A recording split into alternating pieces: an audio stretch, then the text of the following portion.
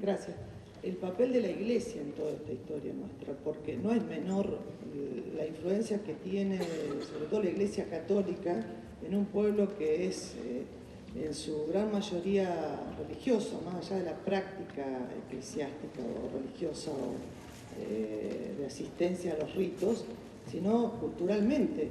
La Iglesia como formadora y la Iglesia como factor de poder y de presión, porque de todas las leyes que ustedes han nombrado, que en esta última década que se han venido concretando, la Iglesia se ha puesto, fue un factor contrario a todo eso, y lo es más contrario aún al tema del aborto, obviamente, el tema del uso de los profilácticos. Es decir, acá hay un factor de peso muy importante, me parece. No solamente como factor de peso actual, digo, en estos primeros dos estereotipos en los que se supone que las mujeres deambulamos, ¿no? La madre y la puta, que son los dos primeros estereotipos que se nos aplican, están escritos en la Biblia, digamos, ¿no? O sea que son por lo menos 5.000 años de violencia simbólica en ese sentido, ¿no? Son las pecadoras las que van a parir con dolor, donde el disciplinamiento sobre las mujeres es permanente. Y esto es la Iglesia Católica, el judaísmo, las iglesias evangélicas, ¿no? Que nos van educando y ejerciendo una violencia simbólica constante, y bueno, sí, como elemento de poder son muy, muy presentes, ¿no? Y no solamente acá, sino en toda Latinoamérica. Sí, sí.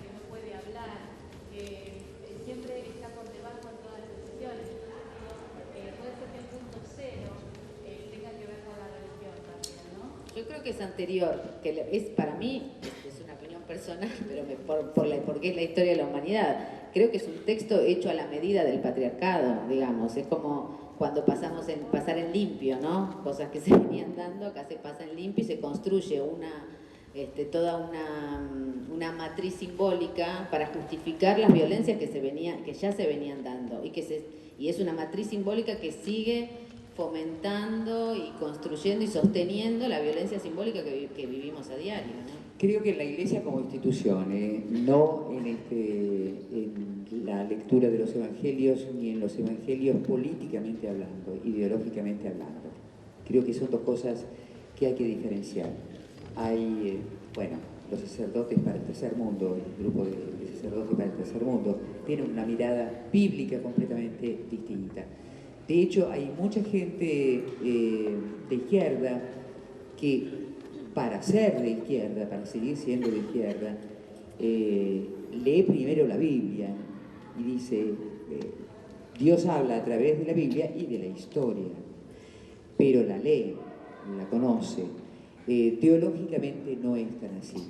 Institucionalmente la Iglesia Católica no tiene en casi ningún tramo de su historia nada que ver con la prédica política e ideológica de Jesús, que era de paridad, no era patriarcal. Y esto lo constituyen las primeras comunidades cristianas. Cuanto más se alejan del Jesús histórico, el de Juan, por ejemplo, más teológico y más ideológico es. En el de Marcos, pero lo que luego haya hecho y canonizado y habilitado la Iglesia como institución, con una aberración como la del papado, eso es no haber leído ni el catecismo.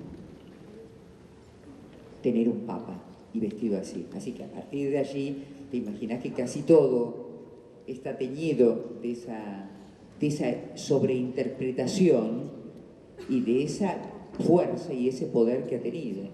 Sobre todo, me parece a mí, porque no se tiene esta crítica la hace un teórico marxista muy interesante, que no sé si lo conocen, Benedict Anderson, y lo larga como propuesta en el 83, y después hay mucho material escrito acerca de esto, por la diferente aprehensión del tiempo. La modernidad, nosotros no hemos dado satisfacción al su calma, paz, dulzura al sufrimiento humano. No hemos tenido en cuenta esto, no se tiene en cuenta esto. Y en esto, por supuesto, todo esto es muy interpretable, no tiene nada que ver con la fe. Estoy hablando del cristianismo desde lo ideológico y desde lo político. No hay sacerdotisas, las monjas son sometidas, tienen que ser solamente varones, es decir, en el adentro de la iglesia es sumamente patriarcal y es anacrónico, la única monarquía absoluta que queda en el mundo. Así que la influencia es poderosísima. Espero que cada vez sea menor, claro. Sí, me parece magnífica lo que expresara Lili sobre las diferencias que existen en la religiosidad humana de la práctica de los dogmas confesionales. Creo que hay una enorme diferencia entre la iglesia, que no era tal, sino que era Jesús predicando con sandalias y con sus apóstoles, y las prácticas en el Vaticano. Creo que ahí el cristianismo se deterioró cuando se fue bajo el imperio de Constantino, pasar a integrar el imperio romano. Todo lo simbólico y de las palabras que han dicho los integrantes del panel, que han sido magníficas, nosotros mismos cometemos errores. Por ejemplo, seguimos hablando del HIV y le llamamos enfermedad de transmisión sexual. Lili, que estudia antropología, sabrá de que el SIDA no es una enfermedad de transmisión sexual, sino que es una enfermedad de transmisión genital. En otra época se le llamó también enfermedades venéreas, nada tenía que ver. También se ha hablado del aborto, las contradicciones de la sociedad en su crecimiento, que va con avances y retrocesos en forma permanente. Tienen su prueba en el nazismo, por ejemplo, donde se estaba en contra del aborto, pero a favor del asesinato de los diferentes. Es decir, que viene de lejos, los procesos son larguísimos y dificultosos. Nosotros mismos tenemos ahora que dar otro paso adelante y salirnos del cupo de la mujer.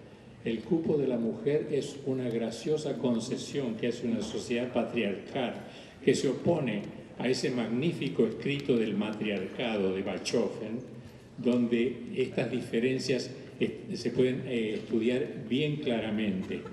Es muy importante que no se vaya por el cupo de la mujer, que sí es una ganancia y ha sido una ganancia, sino que se tenga en cuenta que se llega a los puestos dirigenciales por la capacidad de la persona humana.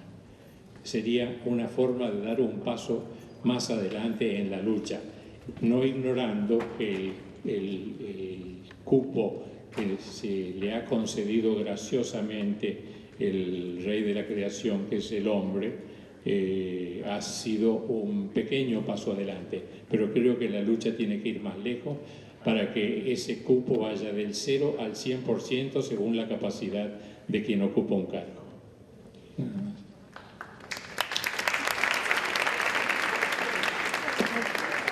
Vos querías hacer una pregunta aquí arriba, en el palco.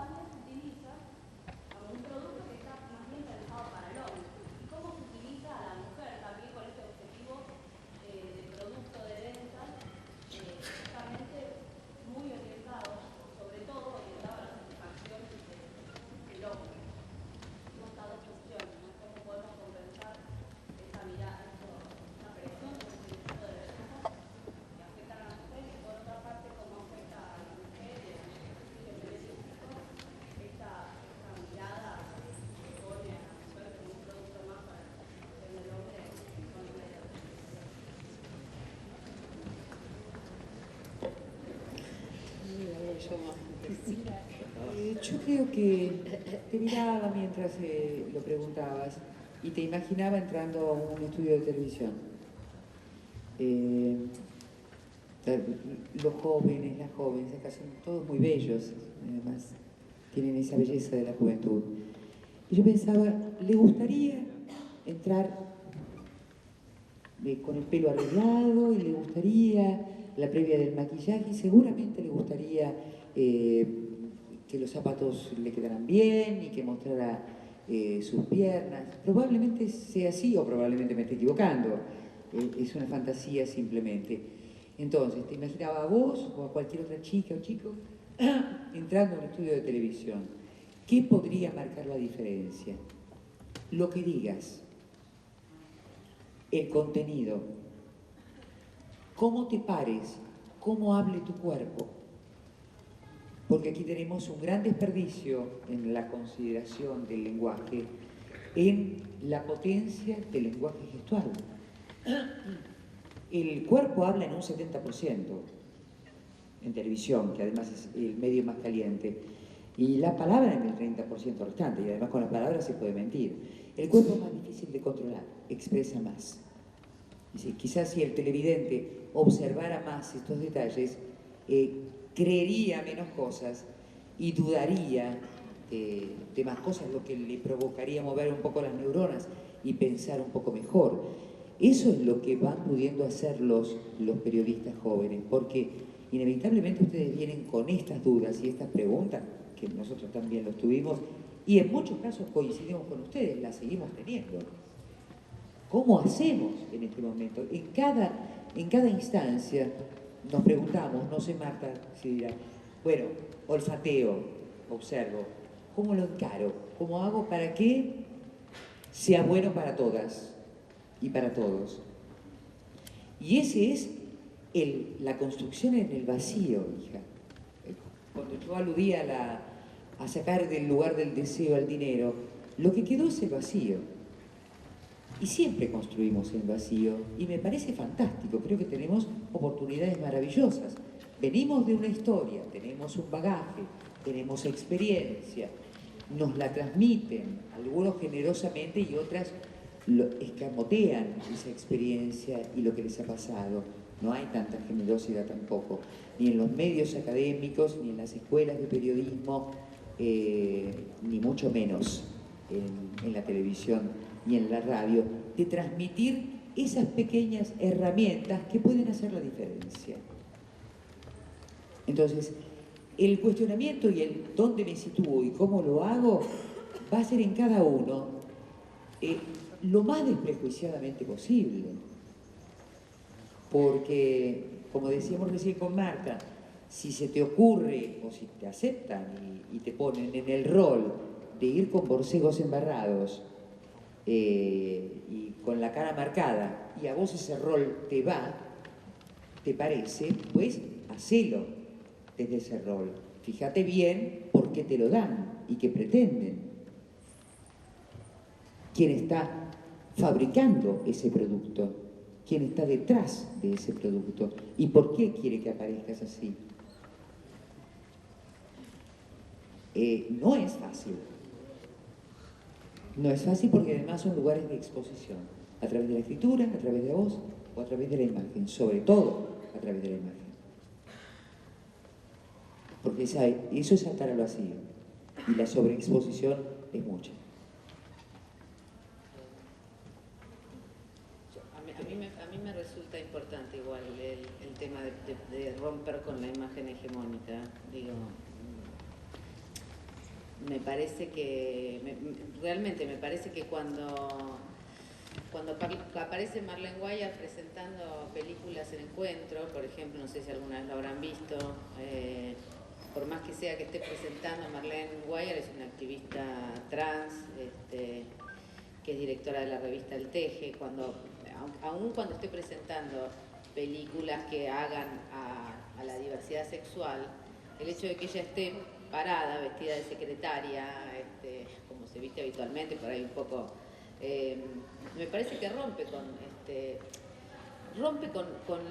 genera una incomodidad en la mirada. Me parece que es necesario generar incomodidad permanentemente en la mirada, o sea, poder, ¿por qué las mujeres no pueden estar en los medios más allá de determinada edad? Y los tipos sí. ¿Por qué los tipos pueden ser pelados y gordos y nosotras tenemos que ser flacas, depiladas, altas? Ahí creo que es necesario romper con esta mirada. Y también creo que hace diferencia, ¿no? Cuando hay qué sé yo, chicas con, no sé, con otras maneras de estar en el mundo. Me acuerdo de una chica a la que le decían cumbio, que se llamaba Agustina, que era bastante impactante verla en la televisión, más allá de que me acuerdo de un hecho muy violento, en concordancia con lo que decía Liliana, que cuando la mandan a cubrir una marcha contra el matrimonio igualitario, y la mandan con el aspecto que tenía, muy disruptivo, era como tirarla a los leones, pobre chica, y lo hizo muy bien, a pesar de que era muy joven y no tenía herramientas, no se había formado para ser comunicadora. Pero digo, esa imagen era rupturista y genera identificación en muchas otras personas que no quieren encajar, porque son muchos y muchas los que no quieren encajar en los moldes de belleza habituales. Y lo otro que me gustaría decir, que también me parece que es fundamental, el hecho de asociarse y de crear redes. Hay medios hegemónicos que tienen una lógica de lucro y hay multiplicidad de otros medios. Y uno puede ir de un lado al otro todo el tiempo. La estrategia de la red sigue dando resultados en muchos temas. Sí, y me parece que es fundamental eso, juntarse con otros y con otras, desde las asociaciones estudiantiles hasta poder animarse a proyectar otra manera de contar, desde el medio que sea. Bueno, Lili está sacando una radio por internet. Claro, por fuera de los medios. Como sea. Bueno, esa casa ha sido estudio de televisión, radio. Bueno, lo que sea. Sí. ¿Qué vas a hacer? Bueno, allá atrás una pregunta. Perdón. Hola, ¿qué tal? Mi nombre es Melina, me recibí hace poquito de periodista y empecé a trabajar en una radio muy machista, se conoce como machista de la ciudad. Y el derecho de piso lo pagué más del lado de las mujeres que de los hombres. Yo quisiera saber qué se hace cuando a veces se dice que el problema del periodismo son los periodistas. Bueno, a veces el problema o la desigualdad de las mujeres son otras mujeres. ¿Cómo se hace para romper con eso si desde la base ya está dañado?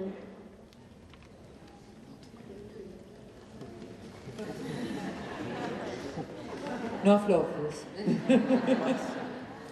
Insistí. Sí, porque a veces es difícil, porque una va a un lugar donde a veces, incluso por ser una periodista que recién me recibo, o sea, todos te titulan de que no sabes o te falta un montón. Y es verdad, tenés que aprender, pero necesitas el apoyo de los otros. Y a veces en una mujer es bueno encontrarlo por cómo le costó llegar o por cómo hizo. Y si no te da ese apoyo, es mucho más difícil. Y se ve que del dicho al hecho, como dice, hay un gran trecho y es más complicado, porque si uno no hace lo que milita o lo que dice, ya se complica. Y si te parece, también nos reunimos a partir de mañana y empezamos a ver cuál es el problema. No estaría nada mal. Desde otra óptica. ¿Viste los conductores famosos, muchos programas de radio, horario central de las radios, que los conductores dicen, ay, qué linda te viste, ay, ¿te parece, Ari? El programa Ari Paluch típico, por ejemplo, o, no sé, programas en la radio de Buenos Aires, y te da bronca, pero bueno, ¿qué vas a hacer? Hay otro mundo es posible. Otros mundos son posibles, construyanlos. Así. A partir de la sanción de la ley de matrimonio igualitario, que para mí es fantástico y me parece súper transgresor, ¿qué lectura pueden hacer ustedes del tema de la ley del aborto, que está como cajoneada, porque parece que la ley esta del matrimonio igualitario beneficia a las mujeres y todo lo que se puede producir ahí? Y lo otro es como que nos acuartela a las mujeres, ¿no? Me parece así como dos cosas muy grosas. Esa es y la ley de identidad de género, digamos, la ley de matrimonio igualitario, la ley de identidad de género, me parecía que era imposible, o sea, permitirle a las personas que decidan cuál es su identidad y su género, parecía que era algo que era imposible de que pasara y pasó. sin embargo, falta la ley del hombre, que hablamos la ley de aborto. Yo, para mí, para decirlo cortito, porque me parece que nos estamos extendiendo mucho, ¿verdad? Pero yo creo que hay cuestiones de género que suceden extramuros de la heteronorma y que esas de alguna manera permiten que se pasen, digamos, ¿no? Esto de extramuros, quiero decir, la ley de matrimonio igualitario es transgresora, humilló el poder de la Iglesia, genera cambios que todavía no conocemos, como esto de la filiación no biológica, digamos, que me parece que es donde había más resistencia, hicieron bien en tener más resistencia ahí porque puede cambiar radicalmente el modo de entender la familia, la paternidad, la maternidad, etcétera.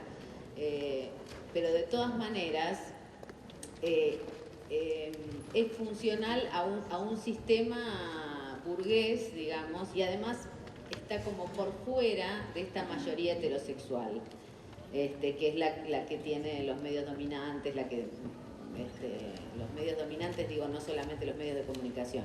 Ahora, el cuerpo de las mujeres es propiedad del Estado, claro. O sea, y del Estado en tanto Estado patriarcal. Me parece que ahí es donde la fuerza reproductiva de las mujeres sigue siendo un bien social que no, que quienes detentan los privilegios, que es una sociedad patriarcal representada por un Estado, por más que haya una mujer en el gobierno, sigue siendo patriarcal. Me parece que eso es lo que no... Cuando se toca el cuerpo de una mujer, digamos, o se le da autonomía a una mujer, no se está dando poder o devolviendo el poder que esa mujer tenía y nada más. Se está afectando el privilegio de los varones, se está afectando el privilegio de esta regulación heterosexual que implica que el padre es la ley. Y me parece que es por eso que no pasa, ¿no? Amén del poder de la Iglesia, digo, de cosas más coyunturales que tienen que ver con que, bueno, la presidenta por ahí no está de acuerdo, entonces no lo va a impulsar, pero me parece que ahí está la cosa, ¿no?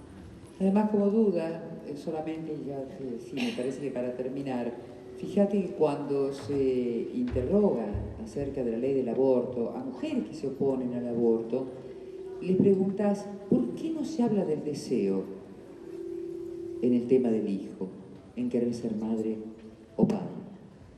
¿Por qué del deseo no se habla si un ser humano se constituye a partir de ese deseo y se termina de constituir en lo social? Fíjense que el deseo no aparece. Es uno de los temas de los que no se habla, sobre todo de aquellos que se oponen al aborto, ¿no es cierto? Y los que lo defienden tampoco lo usan como bandera, que es difícil de usar, sí, es difícil de usar. Solamente dejo esta duda, esta reflexión, esta curiosidad del deseo que es tan esencial. No se habla respecto del hijo, sí del embarazo como problema. El embarazo está planteado como un problema, se tiene un problema si se va a hacer un aborto. No se habla de la ausencia del deseo, que no quería, de esto no se habla, sí como problema. Ese chiquito que nace así, desde ser un problema para el Estado, para la sociedad y demás, nace ya con una capitis diminutio, con una debilidad, si nosotros lo creemos. Lo dejo simplemente como reflexión abierta, me parece importante para que lo debatan entre ustedes, además con esto que alentamos Marta y yo de la formación de redes. No se queden solos, porque la soledad debilita. En la red el poder está en cada uno de los nudos, no está en uno solo, no viene de arriba, no baja línea, no te va a venir a salvar, ¿sí? Pero va a haber poder en cada uno de los nudos de ustedes. No se queden solos, organícense, hablan. Bien,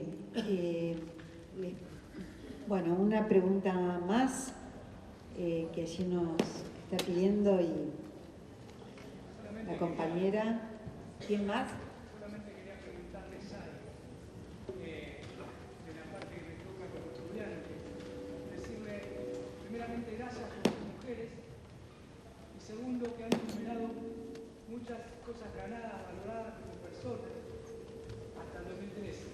La pregunta es, están hablando de desigualdad de género. ¿Cuándo creen ustedes que podemos hablar de igualdad de género? O de equidad. Se habló acá también de equidad, ¿no? Sí.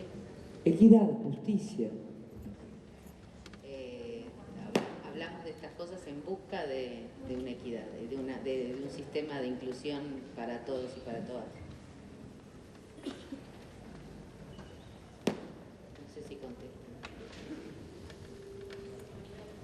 Te contesta Marta, dice sí. Bien, la compañera que está allá y ¿Qué tal? Sí, la última pregunta. cerramos, si les parece. Bárbaro. No, solo quería plantear que me parece, ¿no? En mi opinión, que tal vez está faltando un modelo de mujer segura, que pueda tomar sus propias decisiones, que pueda compatibilizar el mundo laboral con la familia también. Porque algo que veo que pasa es que a veces desprestigiamos las tareas del hogar. Y es algo en realidad re lindo, o sea, no se muestra lo grandioso que es ser mujer y poder servir a los demás con las tareas domésticas. Y tal vez el problema es un poco más, la solución es un poco más simple. Tal vez es simplemente cuestión de decirle a tu marido, ayúdame por favor, y que lo haga. Si bien es una superestructura que uno podría decir, la superestructura nos impone, pero también está la responsabilidad personal. O sea, esto es mi opinión, ¿no? No comparto, pero la cuestión es que pienso que en el rol de la mujer en la sociedad hay mucho de responsabilidad personal. ¿En qué sentido? De que depende de lo que queramos que sea la mujer, depende de lo que nosotros mostremos. Y nosotras como mujeres decimos de nosotras si queremos mostrarnos como objeto o no, según cómo nos vistamos en parte. Si vemos en la televisión mujeres semidesnudas, es probable que sea tomada como objeto en general en la sociedad. Esas dos cuestiones serían, primero,